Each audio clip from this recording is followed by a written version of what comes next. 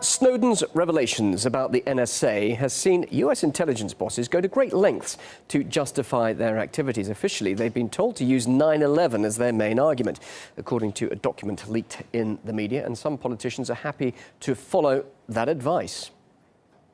What I want to tell you about is how did we get here? 9/11. Prior to 9/11, we had no way of connecting those dots.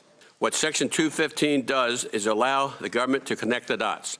These dots should have and likely could have been connected to prevent 9/11. Many of these reform proposals run the risk of recreating the type of cumbersome, over-lawyered FISA regime that proved so inadequate in the wake of 9/11. One incident was called 9/11.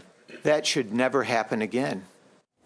Let's discuss Washington's approach now with Pepe Escobar. He's an Asia Times correspondent, joins me live now from our London offices. Pepe, 12 years on now after those 9/11 attacks, it is fair to justify the fact that mass surveillance does continue. It's a good excuse, isn't it? It's the gift that keeps on giving, in fact. And by the way, do you remember the famous August 6, 2001 memo that Condoleezza Rice read and said, oh, there's nothing here. So she did not connect the dots, and the NSA at the time did not connect the dots, but German intelligence, Egyptian intelligence, Russian intelligence, they were connecting the dots and saying, look, there's going to be something really big happening in the US soon. And less than a month, 1 month later, in fact, it happened.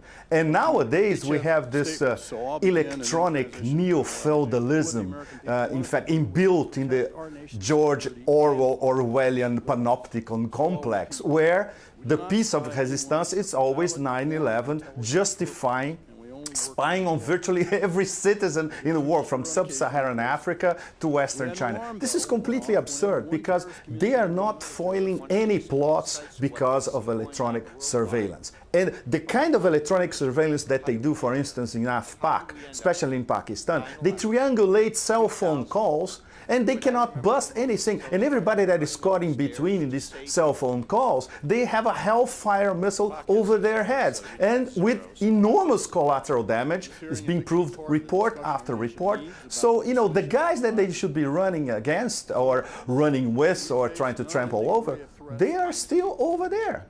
What do you make of the latest reports that even the Vatican has been monitored by the NSA? Have you heard about that? Even that suggesting that the conclave to choose the Pope was listened in on. Why would they be doing that? Exactly, and it's absolutely. What's the point of monitoring the private mobile phones of Brazilian President Dilma Rousseff and German Chancellor Angela Merkel, for that matter? The degree of response inside the U.S. is also fascinating.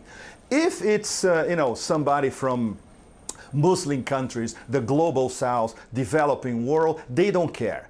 The case of Angela Merkel is very specific. She's like one of ours, like, a member of the Masters of the Universe attached to Washington. So now there's I would say a minimum of so-called debate in Washington, D.C. about, oh, maybe the NSA overstepped their bounds. On top of it, we cannot believe on anything General Keith Alexander, chief of NSA, says. He is an Orwellian functionary, defending imperialistic methodology, in fact. It's beyond surrealism because it doesn't make sense. If you don't have ground intel, you cannot fight what was called the war on terror, and the Obama administration started to call overseas contingency operations, OCO. You cannot do OCO without boots on the ground in terms of intel. Okay, just very briefly. If you watch Homeland, the American series, you know that. Okay, sure. But just briefly, Pepe, much of this has been centered, of course, on Europe, but you're Asia Times correspondent there, based in London. Of course, Asia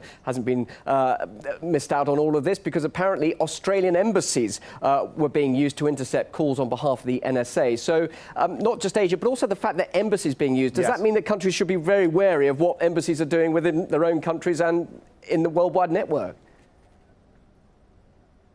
Oh, yes, absolutely. With respect to the big five, the Anglo-speaking world, let's put it this way. In Southeast Asia, a lot of diplomats for a few years now, they had they were suspicious that the Americans and perhaps the Australians were up to no good in terms of monitoring information. Now they have proof. In China, this is a huge scandal.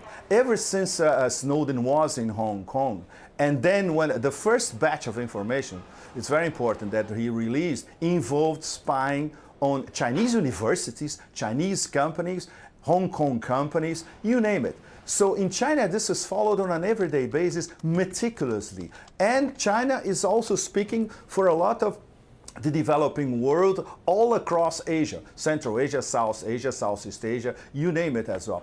And this is not going to stop. And James Clapper, Keith Alexander, they already said many times, it's going to go on just like before, and they will always come back to the gift that keeps on giving, 9/11.